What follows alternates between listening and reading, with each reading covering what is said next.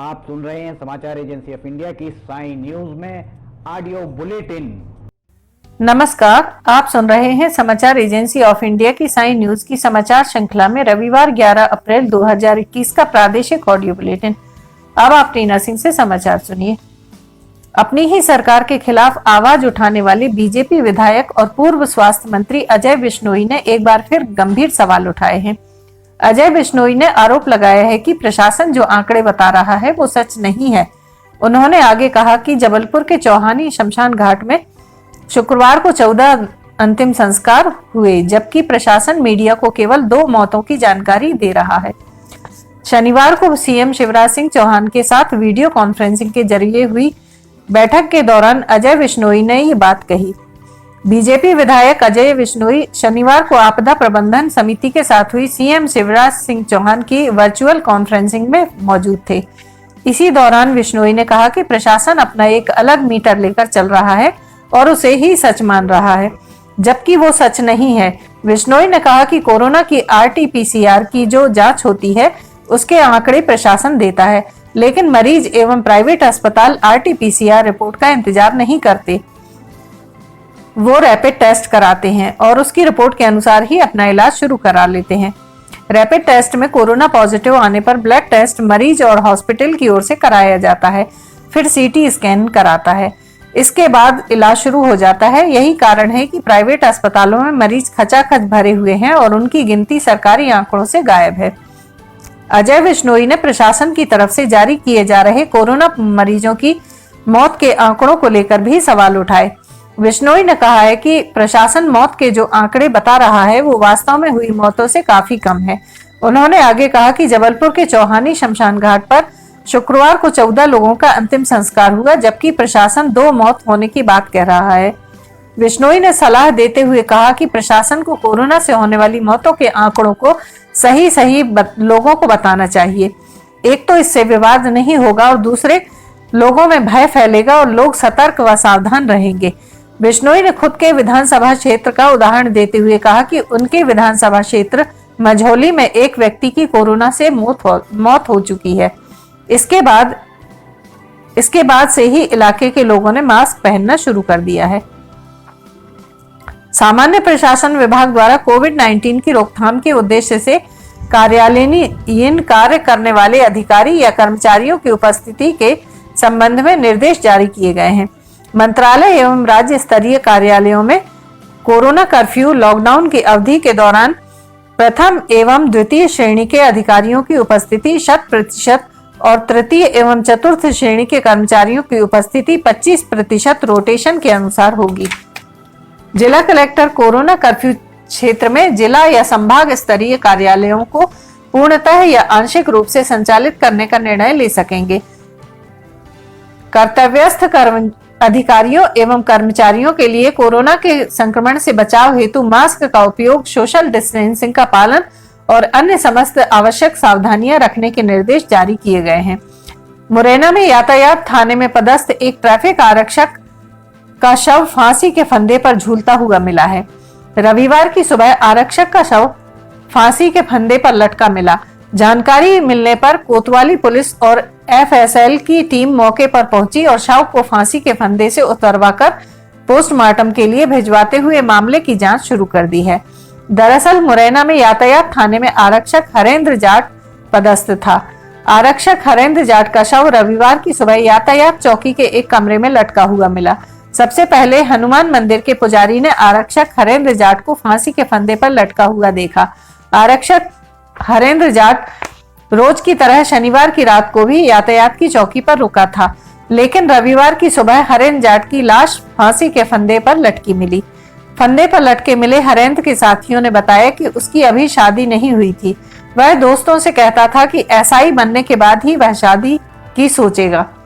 हाल ही में दिल्ली पुलिस की लिखित परीक्षा के आए रिजल्ट में वह पास हुआ था। 2 दिन पहले यानी 9 अप्रैल को ही उसने थाने में बर्थडे मनाया था। उसकी उम्र 27 वर्ष थी। सभी जिलों से अस्पताल में लापरवाही की तस्वीरें सामने आ रही हैं। छिंदवाड़ा जिले में एक अस्पताल में तो कर्मियों ने इंतहा की हदें पार कर दी हैं। कोरोना वार्ड के अंदर ही संक्रमित मरीज का शव पड़ा रहा और कोई उसकी सुध तक नहीं ली। वहीं एक शव के मुंह से खून निकल रहा था।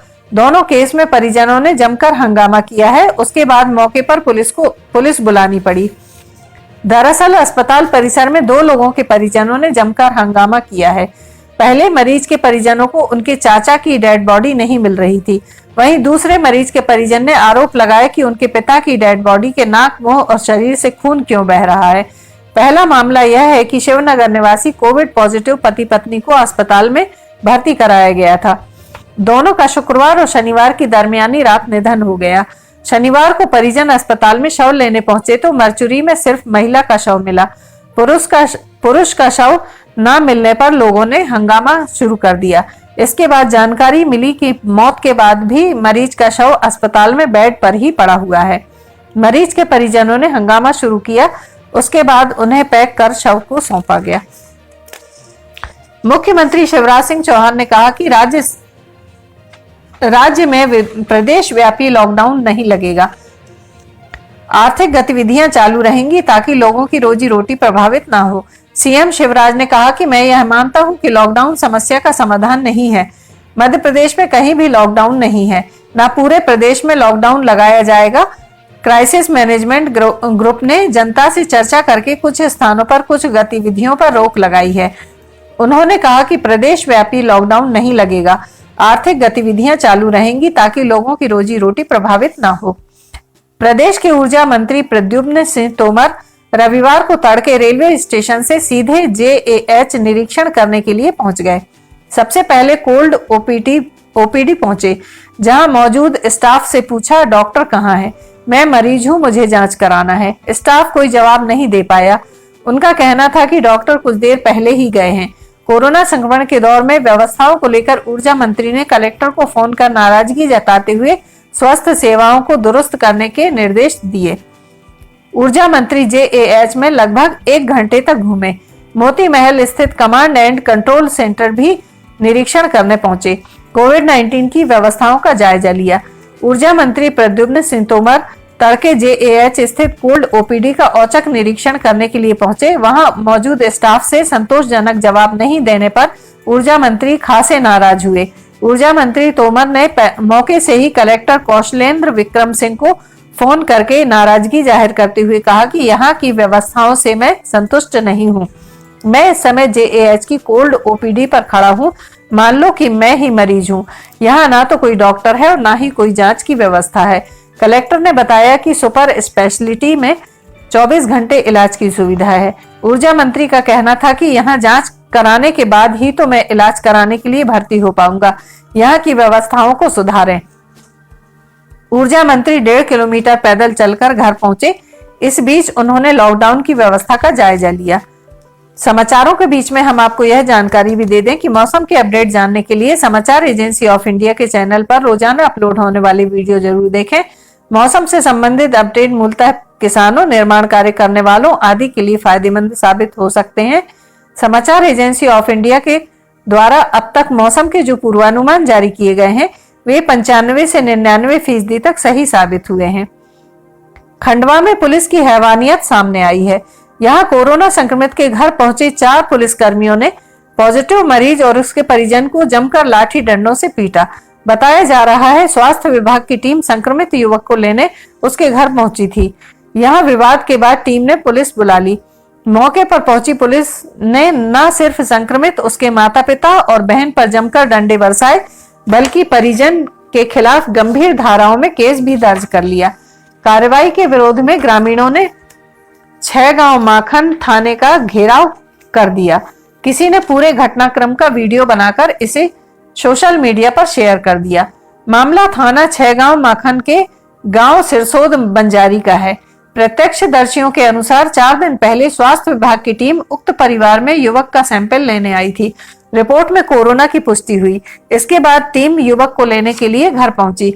परिजन ने कहा बेटा घर पर रहकर ही स्वस्थ हो जाएगा, क्योंकि संक्रमित युवक की मां खुद आशा कार्यकर्ता है। इसी बात पर स्वास्थ्य कर्मियों व परिजन के बीच कहासुनी हो गई। इस बीच स्वास्थ्य कर्मियों ने पुलिस को सूचना दे दी।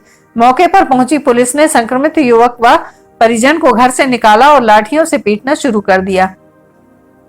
सुरक्षा व्यवस्था को लेकर पंधाना व देश गांव पुलिस भी मौके पर पहुंची। इधर स्थानीय पंधाना विधायक राम दंगोरे का कहना है कि पुलिस की कार्रवाई गलत है, सभी पुलिस कर्मियों को निलंबित करवाएंगे। पुलिस के अनुसार पहले उनके साथ हाथापाई की गई, इसके बाद उन्होंने डंडे मारे। प्रदेश में तेजी से बढ़ रहे कोरोना वायरस के संक्रमण की रोकथाम के लिए कई जिलों में लॉकडाउन लगा दिया गया है। प्रदेश के 3 और जिलों में अब लॉकडाउन की समय सीमा बढ़ा दी गई है। रविवार को देवास, पन्ना व मंडला जिले में लॉकडाउन की समय सीमा में इजाफा किया गया है। बता दें कि इससे पहले शनिवार को भी सीएम शिवराज सिंह चौहान ने वीडियो कॉन्फ्रेंसिंग के जरिए सभी जिलों की आपदा प्रबंधन समिति से चर्चा के बाद कई जिलों में लॉकडाउन बढ़ाने के निर्देश दिए थे। शनिवार को इंदौर, जबलपुर, उज्जैन सहित 12 शहरों में लॉकडाउन बढ़ा दिया गया था। सरकार ने उज्जैन, इंदौर, बड़वानी, राजगढ़, विदिशा, रावनगर, महूनगर और शाजापुर में लॉकडाउन की अवधि बढ़ाकर 19 अप्रैल की सुबह 6 बजे तक कर दी है। वहीं बालाघाट, नरसिंहपुर, सिवनी और जबलपुर में 12 से 22 अप्रैल तक लॉकडाउन लगाने का फैसला किया है।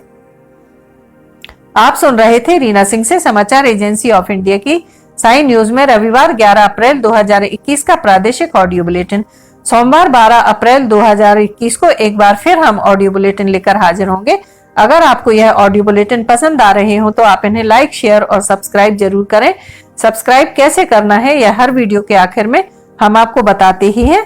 फिलहाल इजाजत लेते हैं, नमस्कार। आइए अब हम आपको बताते हैं कि किस तरह आपको समाचार एजेंसी ऑफ इंडिया के यूट्यूब को सब्सक्राइब करना है। सबसे पहले आप ब्राउज़र खोलिए, ब्राउज़र में यूट्यूब टाइप कीजिए, या तो आपके पास अगर यूट्यूब का ऐप है तो यूट्यूब खोल लीजिए। यूट्यूब खोलने के बाद आप उसके सर्च बटन पर जाइए। सर्च बटन जो आपको ऊपर यहाँ पर दिख रहा होगा, इसमें आप ऊपर सर्च में जाइए, वहाँ LIMTY स्पेस दीजिए, KHARE ये टाइप कीजिए, लिमटी खरे। ये आपको लिमटी खरे खुला हुआ मिल जाएगा। लिमटी खरे अगर आप जैसे ही आपको ये मिलता है, आप ये राइट हैंड साइड में देखिए सब्सक्राइब, लाल रंग का सब्सक्राइब बटन दिख रहा होगा। इस सब्सक्राइब बटन को अगर आप क्लिक करेंगे तो ये आपको सबसे पहले कहेगा कि आप जो भी आपका अकाउंट है उसमें आप अकाउंट से लॉगिन करिए। अगर आप पहले से लॉगिन हैं तो आपको ये सब करने की शायद ही ज़रूरत पड़े।